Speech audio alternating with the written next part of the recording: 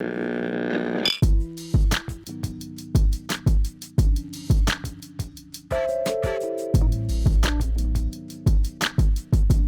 so from one great album to another, let's keep the Madlib festivities going now. Let's talk about Piñata, which was a record, compared to Mad Villainy. Yeah, we were aware of, right? So I'll talk about how I got into it. It was so weird, right? So 2014, right? Actually, I was working on my first, well, sorry, not mine, but just a director, well, actually a filmmaker, like down here in Trinidad. So, I was working with him on a feature film, right? So I had just left UE and, it was like, oh my God, Mina are doing this, right? For the first time, right? So I was just like, like my ear was always in tune to, like latest albums and all that kind of stuff, right? But I remember at a point in time, this was when BT kind of just sort of shelved itself, like it wasn't showing, Rhapsody or showing you, up-to-date music videos now, in the hip-hop scene. Same thing goes with MTV as well, right? So most of the times you had to just go online and just see what's new, right? And in particular, this was when I started, checking out the Needle Drop, right? I mean, agree to disagree with Auntie Fantano, but yeah, I mean, he put me on to, a good amount of albums, right? And then also too, like I just sort of delved deeper and just found some more underground records as well, right? So, point is, I didn't even know about Piñata till like it came out. I didn't really hear about it being hyped about whatever it is. It was just, it's out, right? Now, I'll confess something, right? As far as Freddie Gibbs go, right? I was not too big into his work prior to this record, right? I just sort of knew him when he just used to do these collabs, well, these occasional collabs with a Static Selector, right? Oh gosh, I'm forgetting the two records that he did. There was one called Make Believe, which I absolutely love. It's him, Terminology, and another guy, I forget who it is. But yeah, I love the beat. I love that song, right? And then there was one that he did with Joey Badass, right? On another Static Selector record, right? And yeah, you know what I mean? That was just my introduction. That was kind of like my introduction to Freddie Gibbs, right? I didn't even know about his solo work. I didn't know about ESGN. I didn't know about Street Killer. I didn't know about those till after the fact, right? But I knew who Madlib was, of course, through Mad Villainy, right? And then, of course, the stuff that he was just doing, just basically throughout the rest of the 2000s, right? So I was always familiar with him, right? So the moment I saw Madlib and Freddie Gibbs, I'm like, all right, okay, big deal, okay. I should mention too, the first Liberation album, that's with him and Talib Kweli came out as well too. So for me, it was always, okay, Madlib and this guy, all right, okay, I need to check it out because it's a Madlib X, other person, right? So, in my head, I'm expecting another Mad Villainy in a sense, right? So it's like that. Yeah. So Piñata comes out, and I won't lie to you, first time I heard it, but I fell in love with it during, and this was in March 18 when it came out, right? So I probably listened to it in late March or like in April, right? So throughout that time that I was working on that film, when I was on set and, just afterwards, yeah, I used to be vibing to this album, right? Absolutely loved it then, I just loved the production in it, and it really put me on to Freddie Gibbs in terms of who he is, right? So one thing I really admire about Freddie Gibbs on this, right, is just how unapologetic he is. That's a term I'm going to use when I do the album breakdown, right? It's the coke rap stuff, but, he just kind of goes about it in this kind of, yeah, I don't give a shit, this is me, right? Even though he's trying to stay away from that through his music, right? So it's like that. But then again, going back to Mad Villainy, it's how Madlib seems to like create these beats around Freddie Gibbs, right? So I just love the decision that he says, you know what, here's what. When I see you, Freddie Gibbs, I'm thinking 70s blaxploitation. I'm thinking that. So I'm just gonna pull like samples from like, Curtis Mayfield and just other musicians from the 70s, soul musicians or whatnot. I'm gonna craft these beats around your persona, right? So you could spit the hardest, grimiest shit you could think of, and I'm just gonna have these beats in the background to kind of to add to what it is you're seeing, right? But I'm also gonna smooth things down. So not just gonna be all hardcore, bust your shit open kind of beats, but I'm gonna smooth things down. I'm gonna make it feel really soulful. So in other words, it's almost like he kind of consciously and unconsciously made a soundtrack for a 70s movie, right? and Freddie Gibbs just sort of like, again, just in tune with each other. It's just like, all right, this is what I'm gonna do, but I'm gonna be me. I'm gonna be raw. I'm gonna be unapologetic with it, but I'm also gonna show you that, yeah, when it comes to the rap game, I should be up there as one of the greats. And this was the album that really put me onto his rap style and whatnot. And over the years, I'm like, yeah, this man like really is one of the goats, right? And for me, like, I just felt like he just got better with every album that he put out, right? So confess something. So I haven't really checked out all of his like previous mixtapes or the stuff that he did with CTE. More on that later. But I did check out stuff like Shadow of a Doubt. What else? I'm trying to remember what else. You Only Live Twice, you know what I mean? I checked those out as soon as they came out as well. As far as, Piñata in 2014, that was my favorite album of that year. And I'll never forget the collab that myself, you, and Doughboy had in 2019, where we did, best rap albums of the decade. I think all three of us had this in our number fives, well, in our top fives. For me, it was number 5. I can't remember if you had it as number 2 or 3. I think Doughboy had it as 2 or 3, if I'm not mistaken, right? But yeah, it had to be in our top 5 though. It was great, you know what I mean? And just the mere fact that we were seeing this 5 years after that album dropped, though, is amazing, right? And speaking of 2019, and then I wrap up here, right? Another album that I had in my top 25 list was the follow-up to this, which was Bandana.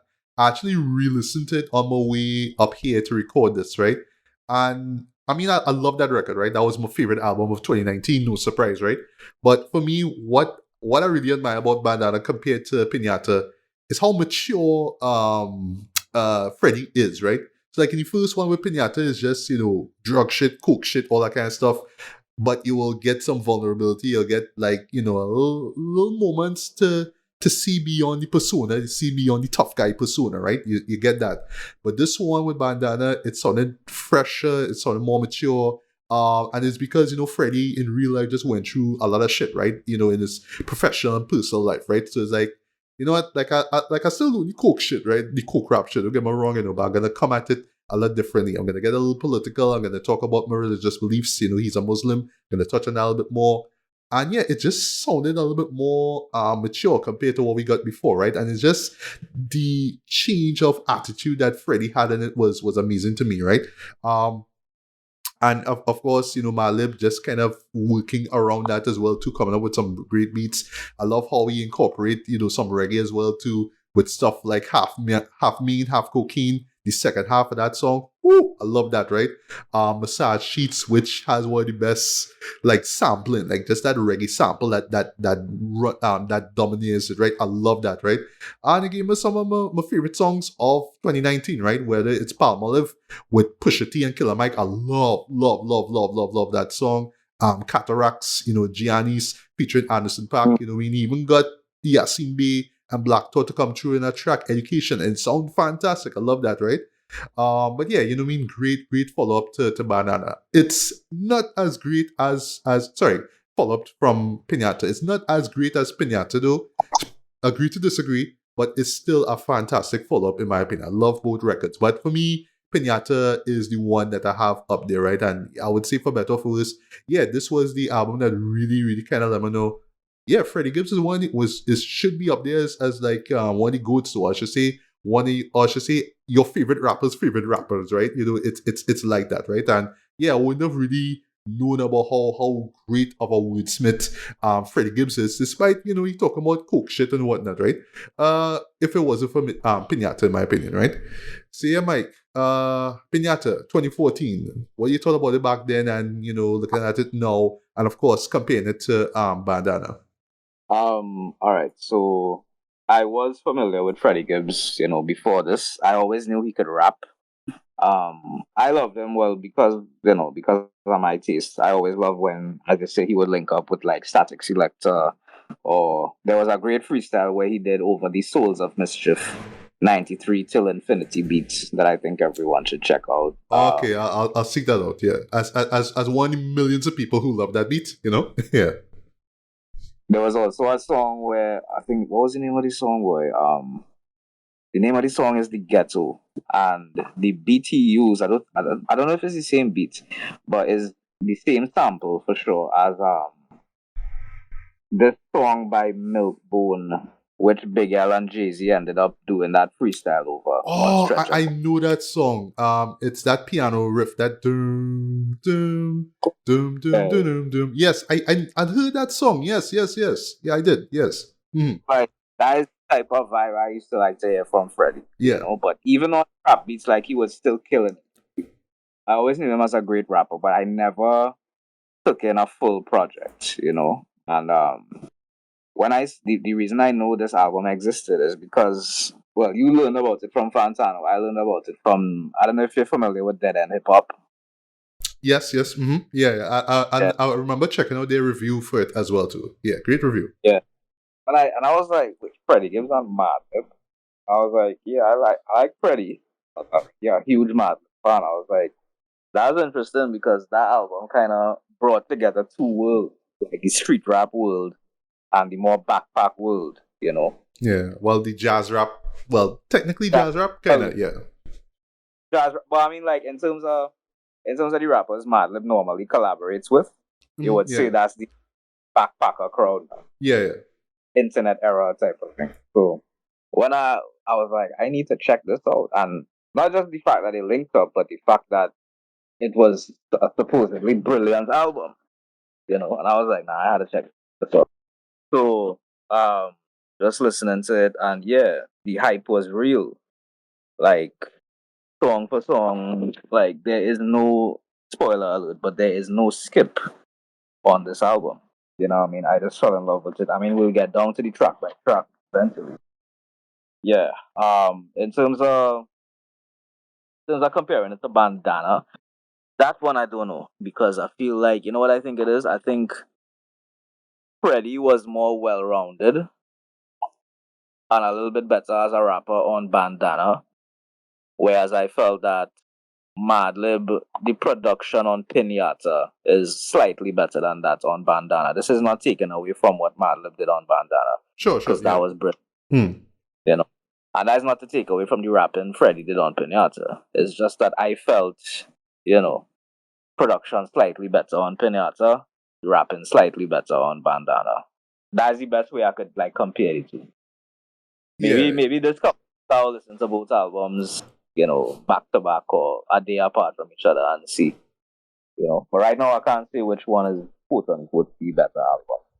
Yeah, well, that's fine, right? I don't know if somebody one day will say, which one is better, or if there is an article or video about that, I don't know. I guess you'll see, right? I should mention one last thing though about Bandana, right? And then we'll move to Piñata. I'll never forget though when that album dropped itself, right? That was on June the 28th. I was at work and I remember like I was reaching out to you and they were like, yo, like Bandana come out, and that's all we listened to. Like literally, it was Bandana D. That's what it was. And fun fact, this was when Logic dropped his Homicide video or single, I think it was. I think it was his single and the video that he did with Eminem. I remember like I tag you all in it, and I think it's either you or Doughboy say, yeah, we'll get to that, but no, like Bandana journey. That was a great day. That Friday, June 28th, was a great day in my opinion. You know what I mean? Because yes, the album was out, right? Because you waiting so long. Yeah, it's 5 years. You know what I mean? It's like that, yeah. And actually, we'll stop with this point and then we'll move on to the album, right? Yeah. Apparently, there's an upcoming record of theirs, right? From MadGibbs, right? That's what you call them, called Montana. Yeah, they talk about it. Yeah, I am wondering now with the 5 year gap between Piñata and this one, will we get Montana this year? I wonder. It would make sense, It would. Yes. He did post a picture of two of them together, but I don't know if they was doing that teasing like a tour, because I know they're doing some dates for the 5 year of Bandana, 5 year anniversary. But I don't know if that is like teasing a tour or the next album. But I think it's encouraging to see that Gibbs is still in the company of Madlib, and once they're in company of each other, I'm sure some kind of music is happening and being made. Yeah, definitely. All right, so let's jump into Piñata, right? And because there's a lot of tracks, I'll move as quickly as I can, right? So we have the Sure thing. intro, interlude, supplier, and I love it. It's just a simple drum loop, but very 70s inspired. You hear clips about survival of the fittest and strong survive and all that kind of stuff, and it just sort of sets up the dark tone of this record, right? Because yeah, well, fun fact, why it was originally supposed to be called Cocaine Pinata because it was this weird dream that Freddie had that there's a pinata, and then when he hits it with a bat, yeah, there's coke in it, right? So that's why we got that album, right? Sorry, that's why we got Yeah, that title. yeah. Up next, we have Scarface, right? That's not the last time we're going to talk about Scarface, but in this case Uh-huh. here, the track is called Scarface, right? And for me, this beat is pure Madlib, right? Where it sort of opens with this obscure, in quotes, rap vocal sample, and then you hear like a sound effect that sounds like from some old movie. In this case, it's Police Sirens. You hear this psychedelic jazz beat lace over it, and then you hear like an instrumental sample that sounds lifted from some blaxploitation movie. For some reason, it reminds me of Superfly. Freddy's Dead. It has that burning bing kind of thing going on in the background, right? And it ends with a clip from some 40s or 50s gangster flick, right? So, in other words, it's how Malib kind of seamlessly blends jazz and soul and hip hop and movies into one beat. Though I don't know how he does it, but it's great, right? Um, and yeah, channeling Mr. Scarface himself, Freddie comes through with this grimy ass verse, talk about how cold blooded he is and how he has to be on the streets, right? In the end, he talk about how you'll put whole families into the dirt, right? You know what I mean? Just to get that money, right? It's short, it's sweet, grimy as fuck. It's a great way to kick off this record, right?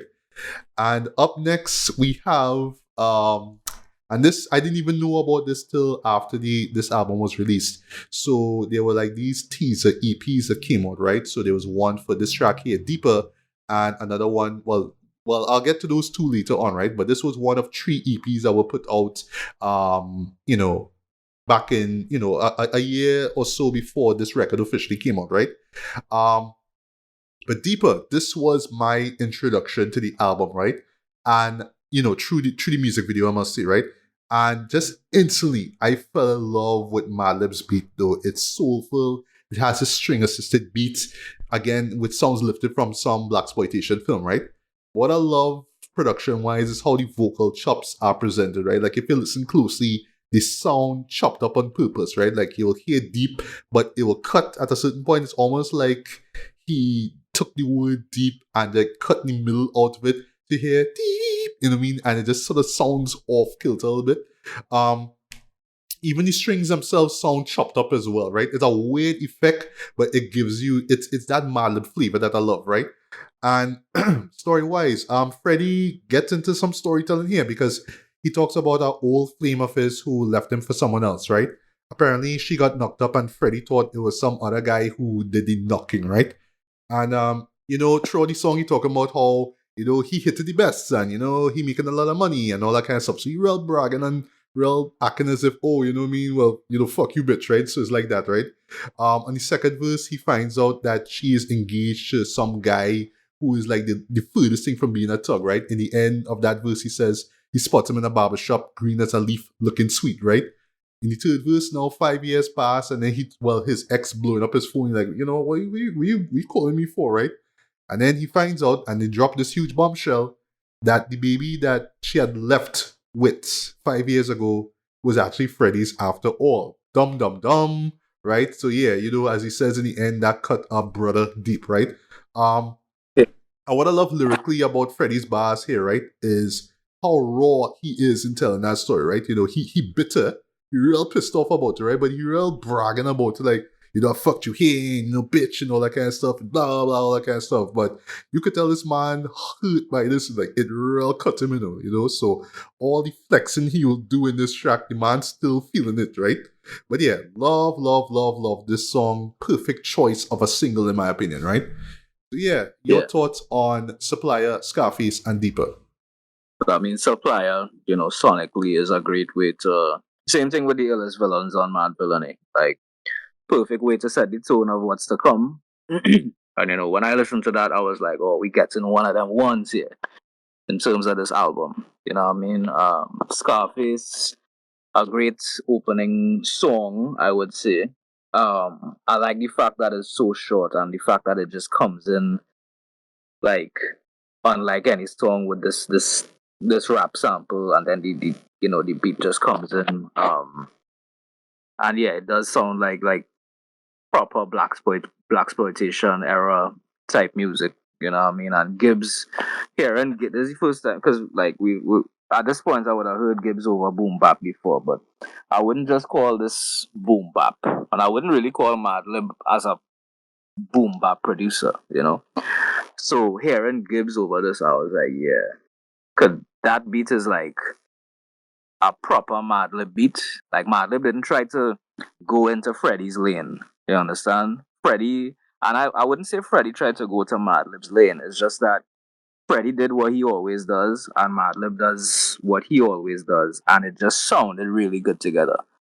That's the compliment I could play. That's the ultimate compliment I could pay to that song and also the whole album in general. So perfect way to set it off. This is really and truly gangster Gibbs at his most gangster. So great song, great opening song. Deeper. Yeah, you touched on it. Great storytelling. Nice little twist at the end there when you find out the baby was his.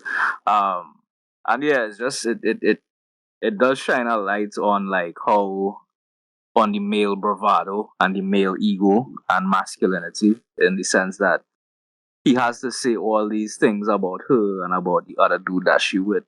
But you could tell under the surface it really did cut deep. You understand? There's a lot of hurt there. It's not just bravado and it's not just, flexing and ranking on, the girl and the guy. You understand? So whether that was intentional or not, I think that was, a very interesting way to tell the story and talk about the subject. So yeah, great great openers for this album. Agreed. Yeah, yeah. So up next we have High, which features with boy Danny Brown, right? So yeah, like Mad Villainy, we get another song dedicated to weed. I love how groovy Madlib's beat is as well too. It's one of those beats I want to hear it, my head to just be swaying to it, right? Also, fun fact, the female vocal of I Get High that you hear in the chorus, that I get high, is the same one used in Style P's Good Times. I didn't know that until I went up on Genius, so shout out to Genius for that. I didn't even know that, right? But yeah, this is a weed song, so I don't have to tell you what Freddie and Danny are rapping about, right? Speaking of Danny, right? I will never forget hearing this verse for the first time, and I was like taken aback at how loud and animated he was, right? I was like, dude, like, we not supposed to do this to you, Dread. He's like, he just going off, right? And this like I know this is how Danny raps, right? And this is the style that I prefer, to be honest, compared to the normal voice that he has, right? I prefer the animated Danny Brown, in my opinion, right? But I just didn't expect it in a song, where it's like you're supposed to be chill now, you know what I mean? So, but I don't know, for some weird reason, Danny's yelping works in a really, really strange way, right? And I love how, the track ends where everything slows down because, well, the person who's smoking weed in the background, he's ODing, you know what I mean? It's a dark way to end it, but I kind of love it in a strange way, right? Up next, we have Harold's, or what I call the Royal Castle track, right? Or whatever place you go to buy chicken and chips, you know what I mean? So for me, it's Royal Castle, right? Yeah, so Freddie doing some, reminiscing, right? He talk about his days, like his early days of hustling. But, he relates it to this joint he used to go to called Harold's, right? I think it's a real spot in my opinion, right? Back in Gary, Indiana, right? I love Madlib's beat for this. It's very smooth, very nostalgic, and it just fits with Freddie's, reminiscing as well too. I remember there was a video for it, which was pretty dope as well. I didn't expect that it would have been a single, to be honest. But the beat is dope enough that it will stick in people's brains, right? So I guess that's why they put it out, right?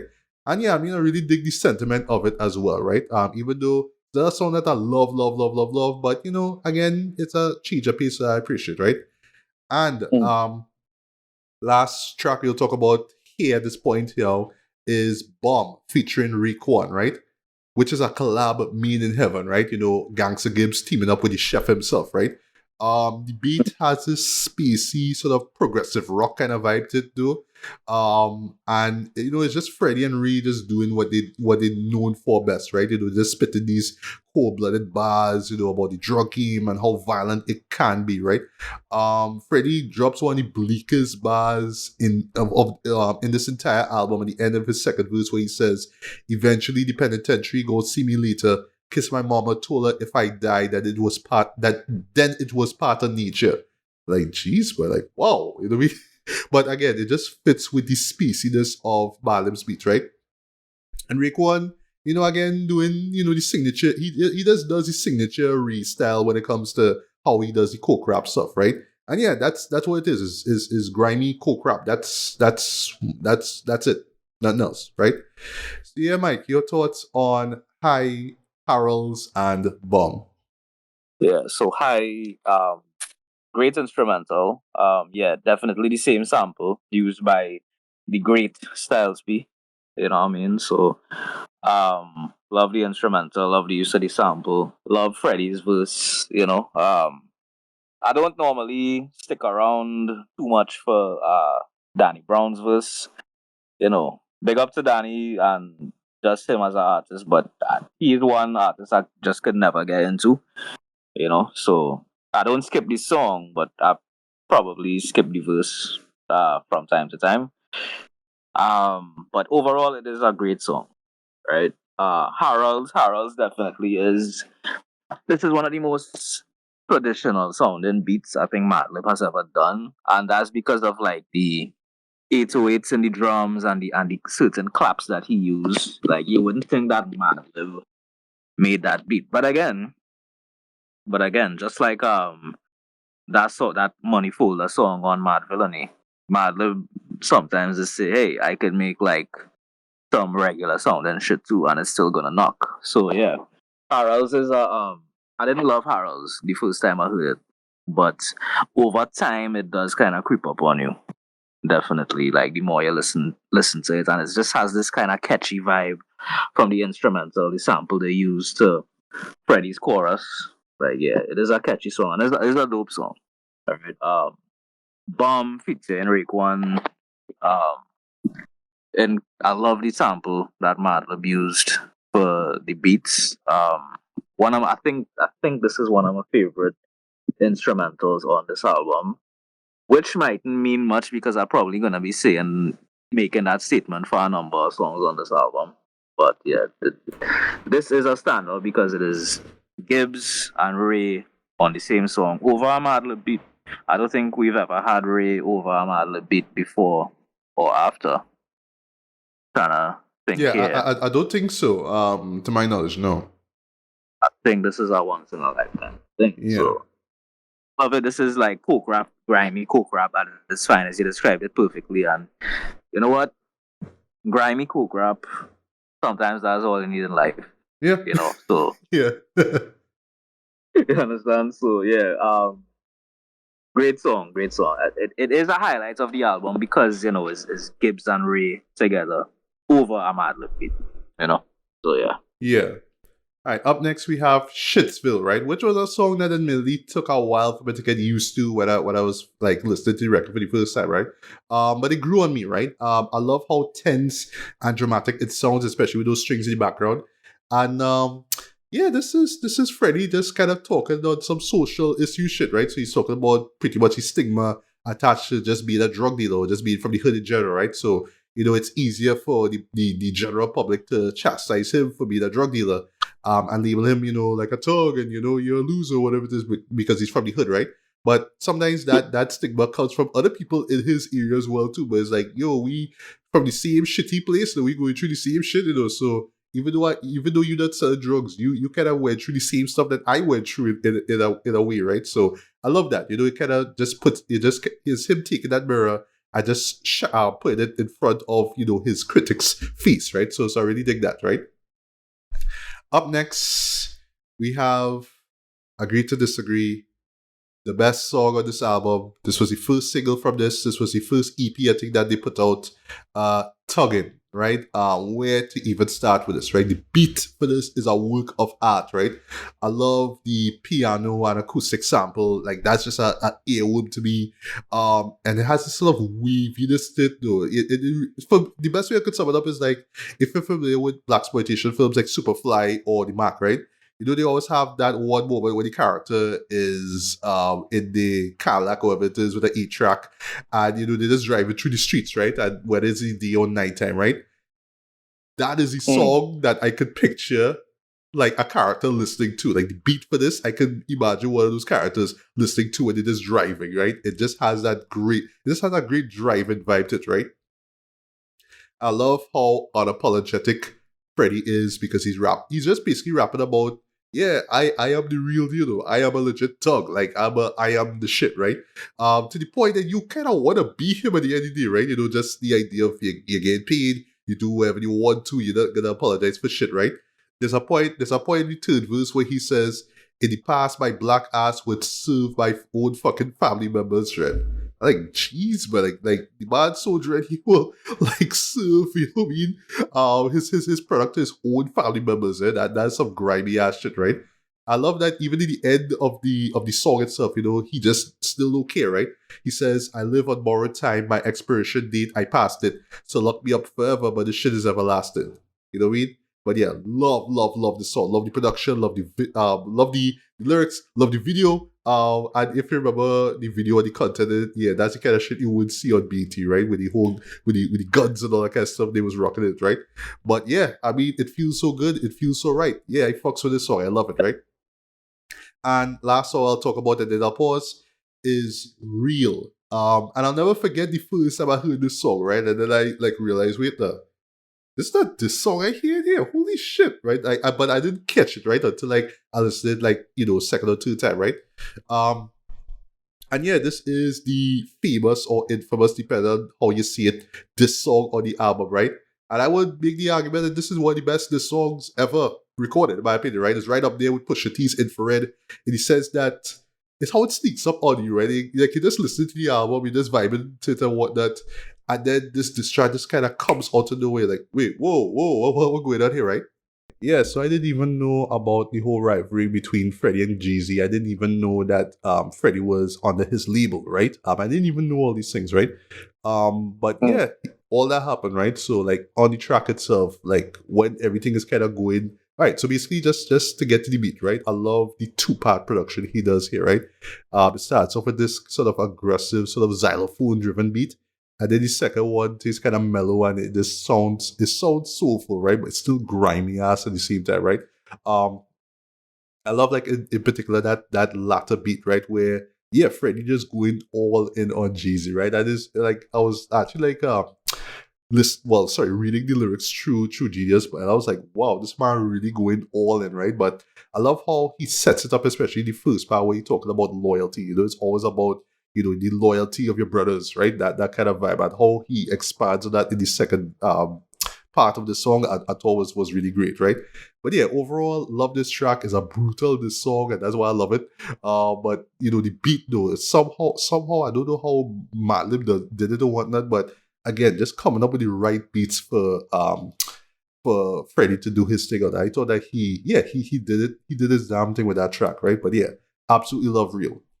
So yeah, your thoughts on Shitsville, Tuggin, and Real? Yeah, it's a great 3-track run. I love the chaos of the beat of Shitsville with like the strings and just how fast paced and aggressive it is. Freddie definitely keeps up in terms of his flow, because Freddie is always gonna keep up no matter the pace of us. You know what I mean? So great song. Next up, Thuggin. I think Thuggin is Freddie Gibbs's all caps, in the sense of how all caps is the signature MF Doom song. I think Thuggin, even to this day, is the signature Freddie Gibbs song. If you have to play Freddie Gibbs for someone for the first time, don't just play Thuggin, but show them the video as well. Let them get the full Freddie Gibbs, the full Gangster Gibbs experience. This is also one of the best beats on the album. Yep. This is I don't know how I would rank it in terms of top Madlib beats because I had to think about his catalog, but I could see it being up there, in the top 10 probably. Great song. This is arguably the best song on the album. It's between this and one other song that we will get to a little bit later, but this is definitely in contention. But to me, yeah, this is like the signature Freddie Gibbs song, right? And then Real, yeah, I remember listening to this like song starts rapping whatever, ting ting ting. Then when they get to the beat switch, it's like, oh, a beat switch, and you're focusing more on the beat switch than Gibbs, but then you start to hear what Gibbs actually talking about, and then you actually have to rewind, and it's like, yo, hold up, because I knew he was signed to Jeezy's label, and even when we were putting out this album, I didn't know too much about them separating or what. Like I didn't follow up on it. But judging by the contents of that second verse, I was like, okay, well, I guess we know what happened. Because apart from it just being a brutal diss to Jeezy, like he talk about like specific little incidents, something too, like he exposed a lot of stuff that happened behind the scenes. So I think it was a great attack. I think it's overall a great song. Um, I don't know where I put it up there in terms of all time diss songs, but it was a very effective diss. It's a great song and also two great beats from Madlib. So Real is also another standout on this album to me. Just a great song in general, you know. Agreed. So up next we have Uno, right? Which look, I low key love the beat for this, right? It has this particular bounce to it though, and it just kind of gets your head nodding. But compared to Harold's though, because I'll kind of compare this to Harold's as well. This beat is grimy though, and I love how lyrically, Freddie's just basically talking about how he is the shit when it comes to coke rap, right, and drug dealing, and in particular why the rap game needs someone as real as him to be there to do his thing, right? So. Yeah. Didn't even know this prior to doing my research, but the last bar or last couplet or the first verse was the subliminal at Lil Wayne though. So he says, judge a man by his character and not by his wealth. A real G I never kiss or shut myself. Like what? Okay, I didn't know it was that. I didn't know that happened, right? Unprovoked as well. The hook is one of the catchiest on this record where he says, I'm number one, will a bullet. Bring your guns, 50 shots when I pull it. Make him run, make you motherfuckers bleed. Only fuck with real G's, public enemies. Like I just love that. It's just so catchy, right? And then paired with the beat, it's great, right? I even love how he shouts out, three of rap's, legendary MCs who are no longer here in the end of the second verse where he says, shit got me wishing DMX had never hit the pipe. Pun ain't never died and Big L was still here to bless the mic, right? But yeah, I absolutely love this track though, but the beat in particular is what I love the most, right? It just sticks with you so much, right? But as much as I love Uno, right? If we talk in top 5 tracks when it comes to Piñata, right? So I mentioned Tuggin and I mentioned Deeper. This right here is another favorite of mine, but I'll put this as 4th favorite in my opinion, right? The 3rd favorite coming just now. The moment I heard the beat for this track here, Robes, fell in love with it instantly. The beat is so smooth and laid back. And just like Deeper, Madlib does the whole chopping of the vocal samples thing again on the hook, right? Again, it's a weird effect. I don't know how he does it, but it's almost like he's kind of shortening the vocals on purpose. But again, it just gives it this unique flavor, right? This features 2 of the best features on this record, hands down, both from Domo Genesis and Earl Sweatshirt, who I think were... Well, this was when Odd Future was about to disband, so I think that they were there, but they were also doing their solo work. Not the same year before Earl put out his solo record, his solo debut, I'll never forget that, Doris.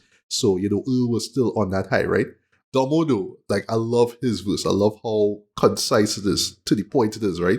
And, just going back to MF Doom, I really love how Earl Sweatshirt's verse is that sort of, kind of esoteric, kind of stream of consciousness kind of style, right? But sorry to say, but Freddie kind of steals the show, right? Just off of his braggadocio and cockiness, right? His opening lines alone are stand out where he says, fuck every rapper in his entourage, fuck up the stage and blow dirty smoke on his bodyguards, nothing but cutlasses, Cala coops in my garage.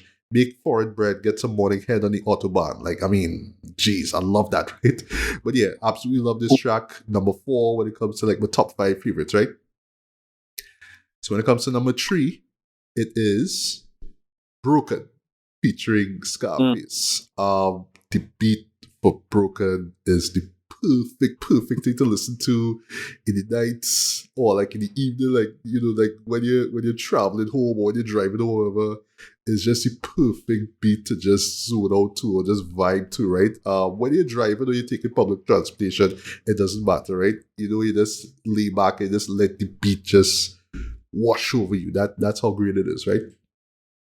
But despite this the smooth beat though, this song is actually the most poignant, the most disenchanted of it, right? Because Freddie's touching on the regret and the guilt he feels as a drug dealer, right? You know, in the first verse, he talked about how he told his grandmother, how he'd stop selling dope, right? But she knows that he lied, right? Because he literally lied in front of her face, right? He even mentions that, you know, his father was, well, this is actually true, was a police officer, right? So he kind of, it's the whole contradictory thing about what he's doing compared to what his dad did before too, right? So like Biggie, this is the everyday struggle track, right? You know, this is how he feels, but you know, he kind of has to do it, right? But it's something about the final bars, the second verse that always stood out to me, right? This is where he says, and honestly, I know I'm out here fucking up. 7 grams of rock, I stuff them in my nuts. And $7 an hour wasn't good enough. Because 7 days a week I'm living in a rush. Something about that though that always stood out to me. It's just so blunt, but it says so much about how he's feeling, right? I'd agree to disagree here, but best feature of this whole record, I get the Scarface dread. And fun fact, Freddie chose him to appear on this song because apparently Freddie's all-time favorite song was Homies and Tongues, right? Which is off of the 1998 album by Homies from Scarface, which I still haven't listened to. I know, sorry, I suck. I have not listened to all of Scarface's work. I know I should, right? But it's the whole, it's very reminiscent of The Fixer, where it's mature Scarface, right? Like he sees things in a much different way now. But, you know, he's talking about his experiences in the rap game, in the drug game. You know, he's just talking about how hard it is and how you have to be careful, right? If you are into this, right? I love how he ends it where he says, Fred, I'm on the same page. Like, I love that. That's a great way to close that verse off. So yeah, third favorite song on this album. Absolutely love this. So yeah, your thoughts on Uno, Robes, and Broken? Yeah, well, Uno is great. One of my favorite beats on this because I don't find the beat is necessarily grimy. I just think it's kind of is experimentally grimy, if that even makes sense. So yeah, I love what Madlib did production wise. This is one of the best choruses I think on the album, and it's an album full of very good choruses. I think Gibbs is a little bit underrated with his chorus game, you know. So I just love that mantra that proclaiming yourself as number. You know what I mean? So standout song, Robes. Robes is one of my favorite beats on this album. Love how Madlib chopped the sample up, the vocal sample and everything. Two great features from Domo and Earl. Earl is one of my favorite rappers from, you know, around that generation that he came out in. Love Earl to death. Great lyricist. And yeah, Gibbs, you know, does his thing. He definitely stands out subject matter wise from those two, but I think the chemistry does match over this Madlib beat. Again, this whole album is about like different worlds, you know what I mean? And speaking of worlds coming together, like to me, Scarface and Gibbs on that track Broken, I feel like Gibbs is actually a direct descendant of like a Scarface or like a Tupac, you know, in terms of good point. Yeah. Mm. And I also read too that like Scarface is like Gibbs' favorite rapper. I didn't know the story about the particular song he loved. I knew Scarface was like the GOAT to Freddie. So it was nice of Gibbs and Scarface to link up on the same song. Great beat. This is a sample of an Isaac Hayes song called Wherever You Are. I knew it was Isaac Hayes, but I just had to Google quickly which song it was. I need to hear that song. I probably did years ago, but I need to really I need to hear it for myself. Yeah. Yeah. So great. I like to hear when I mean the braggadocio stuff is cool, but I do like to hear the drug dealers lament as well, because that is the other side of the coin. You understand? So very poignant song. This is like anywhere from top 3 to top 5 song on the album, somewhere there. I haven't like ranked my favorites, but if I had to, it will be somewhere in there for sure, for sure. So not a big standout um on this album. Right, right. So up next we have an honorable mention as far as top 5 goes, Lakers, which features Absol and Polyester Deceit. I was stoked to hear Absol in this because I was on the TDE camp in the early 2010s now, you know what I mean? And I loved Control System from Absol. I think that's still his best work. So hearing him in this record, was mind blowing for me, right? But I love the beat for this. I love how sunny and upbeat and soulful it is. It just sort of lifts your spirit up there, you know what I mean? And you can tell this beat means a lot to Madlib, right? Seeing that, it's the song itself is pretty much a tribute to California, right? Well, in more LA, right? But just a tribute to the West Coast, right? It's the going back to Cali track, basically, because Freddie is from Gary, Indiana, right? But fun fact, I didn't even know this until I read it up on Genius. There was a point in time where he moved to LA, right? And on this song, he talks about his experiences there, the friends he met there. Don't mind, a lot of gang members, but whatever. You know what I mean? But in LA, that's where he really started rapping, right? When he went to California, sorry, right? I even love how Absol references going back to Cali on his verse as well too, right? And then lastly, the hook from Polyester Deceit. I think I haven't heard anything from him after this. I should really look up his work though. But it's so heartfelt. Like, you really, really feel the love in that, right? But great track. And it's a welcome change of pace from the downer moment of Broken, right? Up next we have Knicks. And if you're a basketball fan, you'll admire how the album goes from Lakers to Knicks, right? Just from a sequencing perspective. Madlib's instrumental is pleasant to the ears with the whole piano loop that he adds. And it's Freddie just I should mention too, there's a remix actually, official remix featuring Joey Badass, Action Bronson, and Ransom, who at that time I was not familiar with. I know it's blasphemy.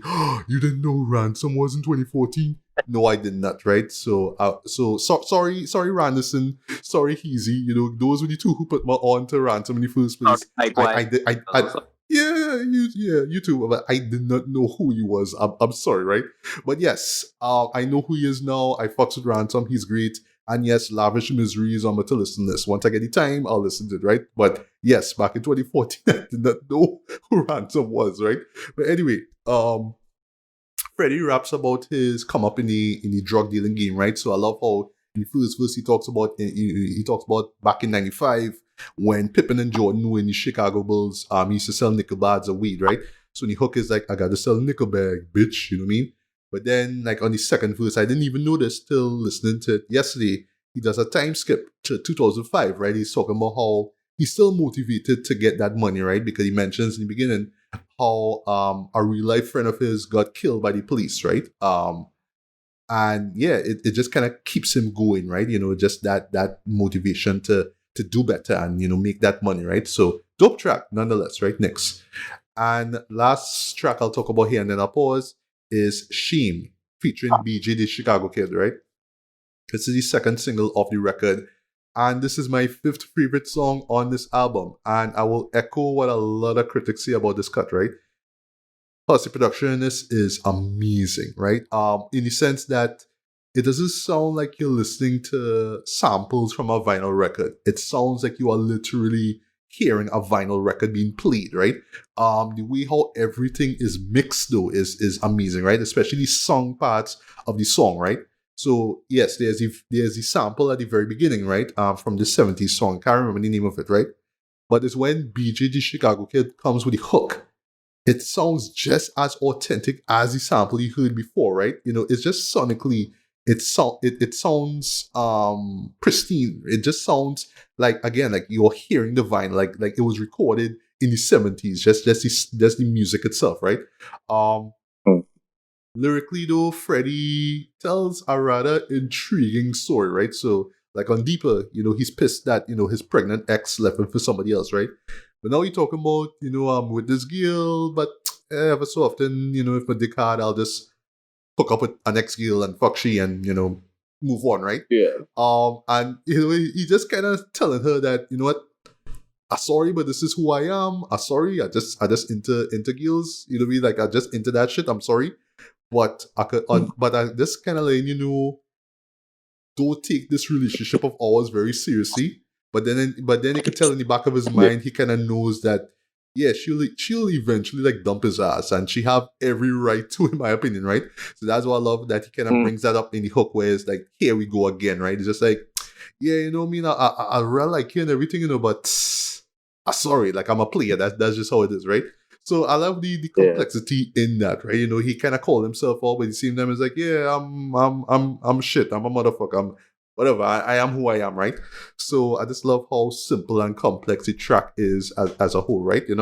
But yeah, great track overall though. But for me, what really makes it work is the production, though, and how it just sounds complete. It just sounds like everything you're hearing in the background is like a vinyl record being played, and the only thing that's probably different is just it sounds like a vinyl record is just playing, and Freddie's just rapping through it, and every song vocal, including BG's, is part of that record. That's what I love about this whole track, right? But yeah, for me, this is my fifth favorite song on this record. So yeah, your thoughts on Lakers, Knicks, and Shame? Yeah. Lakers, dope song. Love the whole going back to Cali feel and all the references. It is kind of slept on, I think, because this song comes after like about 5 or 6 absolute gems in a row. You know what I mean? So, but I'm always here for a new Absol verse because he's one of my favorite MCs. Period. Super overlooked MC, I think. So Agreed. Yeah. Great song, great hook from Polyester the Saint as well. Didn't hear anything after that, but great job on this. Then the sequencing is on point because we go from the Lakers to the Knicks. Know what I mean? And I like the beat on this. Love the beat on this, I should say. And I like the whole little wordplay with Knicks, nickel bags, that type of thing. Very clever. Yeah, the remix is dope. And yeah, boy, you make it sound like Ransom have some serious stands out here. Real apologetic for that one. I real had to laugh. I was like, wow. Us Ransom fans like real different out here. Yeah, boy. You don't know who Ransom is? I'm sorry. Hey, I don't shame people for that. I just introduce them to Ran. Let them get familiar. But speaking of shame, yeah. So head into Shame now. Featuring BJ the Chicago Kid. Listen, I have never heard a song featuring BJ the Chicago Kid that was an absolute fire. You just like very underrated, hook guy for any rapper. Yes. You know what I mean? Like a kind of underground Nate Dogg kind of vibe now. Like just put him on and it's like the song is flames. But yeah, this is like between this and Thug and for my favorite song on this album. And again, largely due to, the storytelling is dope, but this is largely due to the production because to me, this is like a top 5 just now. I'm going to think before I make this statement because I read bold statement. It has the potential to be a top 5 Madlib beat of all time. Okay. Agreed. Mm-hmm. I might revisit it and bump it down to top 10. I don't know. But right now, like, all in all, give this song its props. This production is immaculate. That's like one of the easiest songs to listen to. I could just play this and just have it on repeat. Listen to it like 5 times in a row. To this day. That's how much I love this song. A brilliant song overall. So yeah. One of my top 2 between this and Thug and one of my top 2 songs on the album. All right. Nice. And we're wrapping up here now with Piñata. So we have the interlude What's. And admittedly, out of all the tracks on this album, yeah, this could be the one to skip. You know what I mean? Like it wouldn't hurt you if you skip it though. But for me, I really, really, really dig the classy 80s R&B throwback sound and vibe of Madlib's beat, right? And for some weird reason, it's so real good when you realize that you're hearing Freddie's actual uncle, Big Time Watts, cussing him out over the phone, like talk about, fuck you turn your back on the family. That's really what it is, right? But I read up on Genius is that Freddie's actually cool with his uncle, but it's just like ever so often when you meet, he just, like when you get drunk, like he sound drunk when you hear it. Yeah, he always on that shit. He always talk about, boy, you get rich and you leave, we will fuck you, blah, blah, blah, blah, right? That's what it is, right? So I like that he would have this on this album to kind of say, you know what, you're still my uncle and I fucks with you, but at the same time, you're real, like, you basically shit him up though. I don't understand why, but this is you. So I know that, both Freddie and Madlib had like, he's telling your uncle, like, yeah, you're still my uncle and thing, and I still love you, but I still gotta make you out to the whole world. Yes, exactly. Yeah. So yeah, you could tell Freddie and Madlib were laughing at that shit though. This the fact that you have this classy beat in the background is kind of hilarious to me though, you know what I mean? At the end of the day. But again, I can imagine people like, all right, nope, next one, album almost done anyway, so there you go. And this leads us to the final track, which is Piñata, which is an epic posse cut. It features Dumbo Genesis, G-Wiz, Casey Veggies from Odd Future, formerly of Suleiman, who I feel like I heard somewhere, but I haven't afterwards. Michi Darko, who I always knew from since the Flatbush Zombies days, and the late great Mac Miller Dread. And fun fact, Mac Miller appears on the Liberation 2 album as well too from last year. So I'm wondering, because I think it's 20, I can't remember what year it was that Mac Miller died, right? I think it was in the late 2010s, right? I wonder if he recorded that verse around the time of the session for this, right? Because I wouldn't be surprised if like Madlib just had it there, stored away, just don't know what to do with it, and just decided to put it on that Liberation 2 album. I should really, I hope that one day somebody can reveal to me where that verse came from, right? But whatever. But honestly, while I can't say that this is one of the greatest posse cuts ever recorded in history of rap, though, it's still an entertaining ass posse cut, though, in my opinion, right? And everybody just came through to show off their mic skills, right? Back then, I was shocked to hear Michi Darko, Dread of all people, over Madlib beat though. That just blew me away, Dread, because when it came to him and Flatbush Zombies, you was thinking Eric the Architect now. You know me, he's the beat maker and rapper in that group, right? So I just always used to hear him over Eric's beats, right? But I never heard him over Madlib beat, right? And speaking of the beat itself, I love how moody it is, right? It just kind of gets your focus. You know what I mean? I love the sort of twangy guitars, very reminiscent of like 70s soul songs as well too. And then it just always goes with that dun dun dun dun, you know what I mean? So this kind of gets into the zone, the spit bars, right? And it's like the perfect beat to have in the background when you just want to just have like a freestyle or when you want to have a posse cut of your own, right? Mac Miller to me drops the quirkiest verse out of everybody. I love that, like right after where he says beating up the pussy, have a screaming like an exorcist. You hear this sound effect, you hear this yeah, you know what I mean? Which I know is a Madlib thing. Like Madlib just sort of put that because it's how he thinks, right? But yeah, for me, great album closer. I wouldn't be surprised. I actually would understand if people have it up there as one of the best posse cuts ever, in my opinion. But honestly, I won't have it as top 10, but that don't mean that that doesn't mean that it's not a great track, because yeah, it is, and it's a great way, in my opinion, to close this record off, right? So yeah, thoughts on Watts and Piñata. So yeah, I'm probably gonna listen to that interlude because of the backstory. I never knew the backstory, but that makes it all that much funnier, and I'm probably not gonna ever skip it again because that is hilarious. Knowing that is actually what happens when Big Time Watts gets drunk. That is funny as hell. And in terms of the closing track, Piñata, that beat is a perfect like cipher session type of beats. I find. Yeah, well, that's the word I should have used. God damn it, cipher. Yes, a cipher beat. Yeah. Because the song sounds like that. Because I mean, let's not like we have so many different styles here on one song. Like it is a kind of random assortment of rappers, and that's not a bad thing. I think it's cool to have all these rappers from different worlds come together. Remember, I talked about different worlds coming together early on. Yeah, so I think it's dope. Yeah, the beat is perfect for like just to have it on.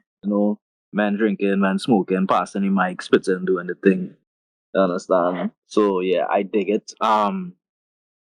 I did read in an interview once that Freddie was not happy with one or two of the names that ended up on the song. Like he wasn't like too crazy about them or crazy about their verses. I don't know who, he didn't say, but just as a side note. And in terms of Mac Miller, I don't know when his Liberation 2 verse was done, but what I do know is that Mac and Madlib did record a bunch of music to do for our projects together at some point. And when he passed, I know there was some confusion as to what would happen, but I did hear from Madlib in an interview about a year or so ago that he did get the rights, not the rights, but the permission from Mac Miller's estate for Madlib to basically use the music that they worked on together. So there will be, apparently, this is confirmed by Madlib, not me. Madlib says there is a Mac Miller Madlib project coming on the horizon at some point. He's just basically in the process of like, producing what he could and like filling in stuff because they probably don't have full songs done. This kind of way, So that kind of probably explains what's probably going on with Mac Miller over these Madlib beats, all these years later. So all in all, great closing song. Perfect way to close the album, just with something completely different than anything else you would have heard on the album. Yeah, agreed. So yeah, not surprising as we wrap up here. Not surprising. Yeah, Piñata also gets a 5 out of 5, man. Like I said before, this was my favorite album of 2014. It's my 5th favorite album of the 2010s. And again, it's just the unlikely pairing of these two. That really makes it stand out, right? It's just Gibbs with just this superb wordplay. And, it's one of those things where, you really have to kind of watch Freddie differently, right? Because on the surface, he might just come off as, I just spitting cold-blooded coke rap shit. That's what I do, right? But underneath it, there's so much depth to it, right? And not just about that, but it's about, the social issues surrounding that and, in the ghetto and all that kind of stuff. Like, he goes... Like it's much more than what you think it is, right? And I love how he expands on that with Bandana in particular, right? But it's just him teaming up with Madlib of all people, right? And like going into this for the first time, like it wasn't like I was expecting it to be Mad Villainy 2 or whatever it is, or 3, right? But I wasn't sure what this was gonna be, right? But as soon as I heard that 1970s vibe off a Supply, I was like, all right, I get the gist of this, right? And then it was like that. He just sort of stuck to that and it totally works, right? And I mean, even if you like, if you're just a prude and you just don't like to hear about, thug shit and guns and all that kind of stuff and drugs and hoes or whatever, the beats though still keep you immersed in what's going on as well, right? I love that, it's that again, it's not just about drug shit, he goes a little bit deeper into who he is as a person and, like he shows a little bit of his vulnerable side as well too, right? Madlib for me, at least with this one, continues to show why he's one of the best beat makers, I would say, in of all time, right? Just again digging into these 70s soul sample bags and whatnot, and just coming up with some great beats, doing some experimentation, still doing the still adding the obscure vocal samples, still adding the weird little interludes and all that kind of stuff. He's still doing what he does best, but he sort of makes it sound gangster because he's aligned now with Freddie Gibbs, right? The guest features are great across the board though. For me, Scarface, Walkout with walk out as the MVP. I think he has the best feature verse in this entire record, though. And then, well, lastly, Montana. Will we get it, in 2024 or later on this decade? I really do hope so, man. Right? Because yeah, I mean, 2 albums strong. They really show that they really really work well together, man. And it's a shame, just to wrap things up. It's a shame that we did not get another official pairing between Madlib and MF Doom, right? And it didn't happen, but whatever. But we did get 2 solid records, 2 classic records out of Madlib teaming up with Freddie Gibbs, right? So yeah, I mean, as fans of both records, yeah, I know that myself, I speaking for myself, yeah, we are excited, for the next record, right? But I just hope that we don't have to wait too long for it, right? But at the end of the day, if this is your, if you're not knowledgeable in Madlib's or Freddie Gibbs' music, yeah, this is a great entry point, right? And I'll also say that Mad Villainy is a great entry point as well too, in terms of Madlib as well too, but also MF Doom as well, right? So look at that, great entry points. Even though the artists themselves, the rappers themselves, were doing their thing for a hot minute, right? So it's like that. But yeah, I mean, both albums are classics. Both gets 5 out of 5s. Love those. Can't wait for Montana. But yeah, your last thoughts and rating on Piñata and just that and Mad Villainy as a whole. Yeah, this is a 5 out of 5 for me. Yeah, definitely lived up to the hype. I would say even exceeded expectations. And I think what Piñata does is that I feel fans of Madlib and fans of the rappers who Madlib usually works with, they are kind of the type to be like snobbish and turn their nose up at like quote unquote street rap. And this album kind of just shatters all of that and tells you to just like, yo, knock it off with that stupid attitude, There's a perfect combination of 2 different worlds, and it shows that the 2 worlds, they are a lot more similar than people will give it credit for. And they work a lot better than people will give it credit, So, modern day classic, 5 out of 5, exceeded expectations. Bandana, as well, definitely a worthy follow up, I wouldn't call it a sequel, I think, but another, I would argue another 5 mic album, 5 out of 5 album. So yeah, Gibbs and Madlib are 2 for 2. We'll see if they go 3 for 3 if they're doing a third. And yeah, between Piñata and Mad Villainy, 2 classic projects that we got to talk about today. I think any hip hop fan should listen to both albums, as well as other stuff from, all the discographies that we've talking about. But a great entry point to Doom is Mad Villainy, and a great entry point to Gibbs is Piñata. Yeah, agreed. So last point before we wrap up, right? I mean, Madlib, again, is a producer that continues to inspire me creatively, right? Just the idea of, even though, sometimes it's drug fueled, but not all the time, right? It's genuine creativity. Just finding the right samples, finding the right loops and whatnot, and just making earworms of instrumentals, right? But the question I want to just leave here before we part ways is, what's the next collaborative record going to be, right? Because last year I didn't expect we were going to get Liberation 2. I honestly forgot that there was Liberation, right? Which came out in 2006 or 7, I think it was, right? I ended up loving part 2, right? So I don't know, outside of the next Freddie Gibbs and Madlib record, which I hope we get this year, what other artists Madlib will hook up with? Like, what other rapper? So I don't know if I know he has the Your Droog. I know he has the Your Old Droog collab project he's working on. Oh, that would be dope. Yes. yes. And there also is the Mac Miller one. So I don't know which one comes first, but I want to hear both, but whichever one comes first, I will, gladly accept it. Yeah. Or maybe it's something that we don't know about is happening yet.